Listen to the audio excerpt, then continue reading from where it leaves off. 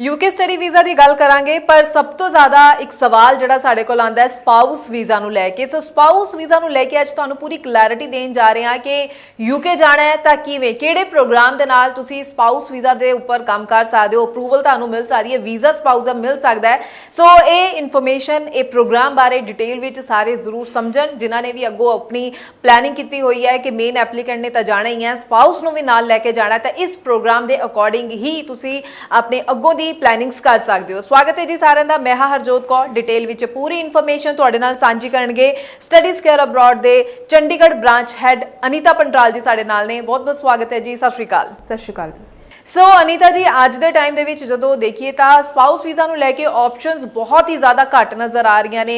हर country strict किते ना किते हो ही रही है, लेकिन हुण भी जो है यूके ने एक बहुत चंगी ऑप्शन दी हुई है स्पाउस वीज़ा अप्लाई करने लई। ते इस प्रोग्राम बारे डिटेल विच जरूर दसो की रिक्वायरमेंट्स ने, कदों अप्लाई किया जा सकता है, पूरा प्रोसैस कितना टाइम लैंदा है जेकर स्पाउस वीज़ा लई भी नाल अप्लाई करना होवे।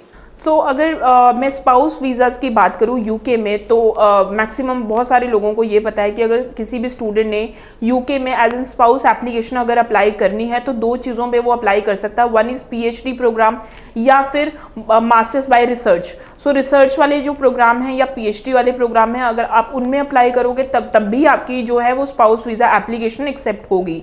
अब इसमें भी फैक्टर्स आ जाते हैं कि जब भी हम पीएचडी प्रोग्राम का जो प्रोसेस है वो बहुत लेंथी है, उसको तो हम 2 मिनट के लिए साइड रख लेते हैं। लेकिन अगर हम बात करें रिसर्च बेस्ड प्रोग्राम में, रिसर्च बेस्ड प्रोग्राम में दो चीज़ें होती है। जब भी आप मास्टर्स में एप्लीकेशन अप्लाई करो, यूके यूनिवर्सिटीज़ में एप्लीकेशन अप्लाई करो, तो उसमें रहता है कि स्टूडेंट्स को थीसिस सबमिट करवानी पड़ती है या फिर प्रोजेक्ट सबमिट करवाने पड़ते हैं।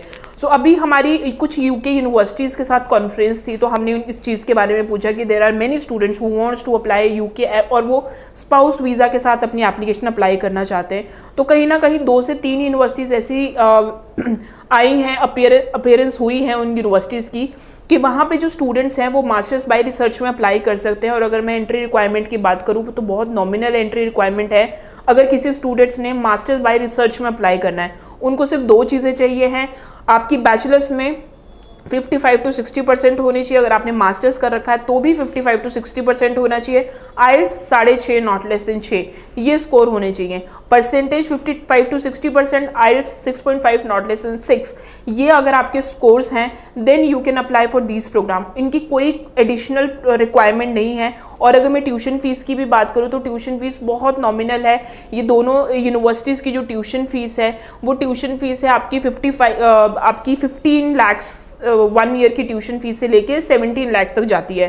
तो ज़रूरी नहीं है कि आपने 1 साल की फ़ीस पे करनी है, आप 1 सेमेस्टर की फ़ीस भी पे कर सकते हो। सो कहने का ये मतलब है कि आप लोगों के पास ऑप्शन होनी चाहिए कि कौन से ऑप्शन में आप अप्लाई कर सकते हो। तो अगर आप सोच रहे हो कि आपको स्पाउस वीज़ा एप्लीकेशन अप्लाई करनी है then you can think of UK. आप यूके ज़रूर सोच सकते हो। इन्हीं यूनिवर्सिटीज़ के साथ आपको सिर्फ 2 चीज़ों का ध्यान रखना है। आपकी percentage should be 55% and above और IELTS 6.5 not less than 6.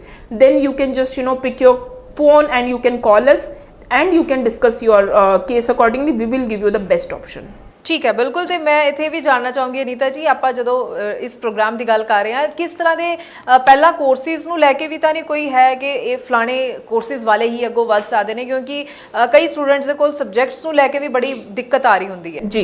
सो अगर मैं बात करूँ जैसे BBA वाले स्टूडेंट है, BCom वाले स्टूडेंट है, IT वाले स्टूडेंट है या फिर आर्ट्स वाले स्टूडेंट है, ये सारे स्टूडेंट्स इसमें जा सकते हैं। रिसर्च की एज सच थीसिस की एज सच कोई रिक्वायरमेंट नहीं है, ना ही प्रोजेक्ट के बारे में इतना कुछ पूछा जाएगा। There are still some universities जो कि प्रोजेक्ट के बारे में पूछते हैं, लेकिन 2 से 3 यूनिवर्सिटीज ऐसी हैं जहां पे आपको थीसिस की रिक्वायरमेंट या प्रोजेक्ट को सबमिट करने की रिक्वायरमेंट नहीं होगी। सिंपली आपका एप्लीकेशन प्रोसेस है, आपके वो एकेडमिक्स देखेंगे, परसेंटेज देखेंगे, आपका CV, SOP, letter of recommendation and then you can apply your application.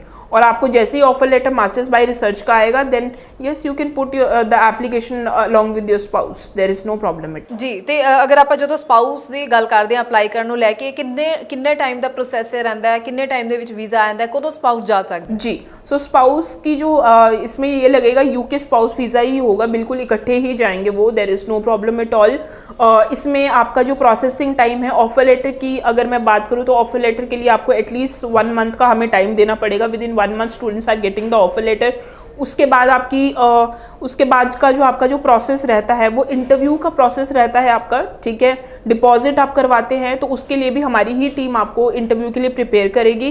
And उसके बाद जैसे आप वीज़ा फाइल हाई कमीशन में लॉन्च कर रहे हैं तो इस टाइम पे जो वीज़ा प्रोसेसिंग का टाइम है 15 to 20 वर्किंग डेज में स्टूडेंट्स का वीज़ा आ रहा है। So the process is very simple. ਠੀਕ ਹੈ, ਬਿਲਕੁਲ। ਤੇ ਜ਼ਰੂਰ ਇਹ ਵੀ ਦੱਸਿਓ ਮੈਮ ਕਿ ਰਿਸਰਚ ਪ੍ਰੋਗਰਾਮ ਦੀ ਜਦ ਆਪਾਂ ਗੱਲ ਕਰ ਰਹੇ ਹਾਂ, ਕਿਹੜੇ ਇਨਟੇਕ ਵਿੱਚ ਰਿਸਰਚ ਪ੍ਰੋਗਰਾम्स ਮਿਲ ਸਕਦੇ ਨੇ, ਕਿ यूके ਦੇ ਹਰੇਕ ਇਨਟੇਕ ਦੇ ਵਿੱਚ ਇਹ ਪ੍ਰੋਗਰਾम्स ਅਵੇਲੇਬਲ ਨੇ? जनवरी एंड सितंबर में आपको ये जो प्रोग्राम है वो मिलेंगे आपको। तो अगर कोई स्टूडेंट जनवरी, अभी अगर कोई स्टूडेंट प्लान कर रहा है तो they can apply for the January, deadline not still there, और सितंबर इनटेक में भी अवेलेबल होंगे ये प्रोग्राम। ਚਲੋ ਠੀਕ ਹੈ, ਮੈਨੂੰ ਉਮੀਦ ਹੈ ਕਿ ਸਟੂਡੈਂਟਸ ਨੂੰ ਹਰੇਕ ਪੁਆਇੰਟ ਜ਼ਰੂਰ ਕਲੀਅਰ ਹੋ ਗਿਆ ਹੋਵੇਗਾ। ਫਿਰ ਵੀ ਤੁਹਾਡੇ ਮਨ ਵਿੱਚ ਕੋਈ ਡਾਊਟ ਹੋਵੇ ਤਾਂ ਜ਼ਰੂਰ ਜਿਹੜਾ ਨੰਬਰ ਡਿਸਪਲੇ ਹੈ ਇਸ ਉੱਪਰ ਕਾਲ ਕਰੋ। ਸਟੱਡੀਜ਼ ਕੇਅਰ ਅਬਰੋਡ ਦੀ ਟੀਮ ਤੁਹਾਨੂੰ ਪੂਰੀ ਇਨਫੋਰਮੇਸ਼ਨ ਜ਼ਰੂਰ ਪ੍ਰੋਵਾਈਡ ਕਰਵਾਉਣਗੇ। ਔਰ ਜਿਨ੍ਹਾਂ ਨੇ ਵੀ ਸਪਾਊਸ ਵੀਜ਼ਾ ਲਈ ਅਪਲਾਈ ਕਰਨਾ ਹੈ ਤਾਂ ਟਾਈਮਲੀ ਤੁਸੀਂ ਦੇਖੋ, ਅਗਰ ਆਪਾਂ ਜਨਵਰੀ ਇਨਟੇਕ ਦੀ ਗੱਲ ਕਰ ਰਹੇ ਹਾਂ ਤਾਂ ਸਮਾਂ ਬਹੁਤ ਹੀ ਘੱਟ ਨਜ਼ਰ ਆ ਰਿਹਾ ਹੈ। ਸੋ ਸਟੂਡੈਂਟਸ ਜ਼ਰੂਰ ਧਿਆਨ ਦੇ ਨਾਲ ਆਪਣੇ ਸਮੇਂ ਨੂੰ ਵੀ ਬਚਾਉਣ, ਸਹੀ ਪ੍ਰੋਸੈਸ ਨੂੰ ਫੋਲੋ ਕਰਨ ਤਾਂ ਕਿ ਟਾਈਮਲੀ ਤੁਹਾਨੂੰ ਤੁਹਾਡਾ ਵੀਜ਼ਾ ਵੀ ਜ਼ਰੂਰ ਮਿਲ ਸਕੇ। ਸੋ ਤੁਸੀਂ ਬਹੁਤ ਚੰਗਾ ਹੋਏਗਾ ਜੇਕਰ ਤੁਸੀਂ ਸਟੱਡੀਜ਼ ਕੇਅਰ ਅਬਰੋਡ ਦੇ ਆਫਿਸ ਵਿਜ਼ਿਟ ਕਰੋ, ਆਪਣੇ ਡਾਕੂਮੈਂਟਸ ਦੇ ਨਾਲ ਅਸੈਸਮੈਂਟ ਕਰਵਾਓ, ਸਹੀ ਆਪਸ਼ਨਸ ਦੇ ਨਾਲ ਅੱਗੇ ਵਧੋ। ਬਹੁਤ ਬਹੁਤ ਥੈਂਕਸ ਅਨੀਤਾ ਜੀ, ਪੂਰੀ ਇਨਫੋਰਮੇਸ਼ਨ ਤੁਸੀਂ ਸਟੂਡੈਂਟਸ ਨਾਲ ਸਾਂਝੀ ਕੀਤੀ ਹੈ। ਅੱਗੋਂ ਵੀ ਅਸੀਂ ਸਟੂਡੈਂਟਸ ਦੇ ਲਈ ਇਸੇ ਤਰ੍ਹਾਂ ਨਾਲ ਹੋਰ ਇਨਫੋਰਮੇਟਿਵ ਵੀਡੀਓਜ਼ ਲੈ ਕੇ ਆਉਂਦੇ ਰਵਾਂਗੇ। ਫਿਲਹਾਲ ਲਈ ਦਿਓ ਜੀ ਇਜਾਜ਼ਤ। Thank you so much. Thank you so much.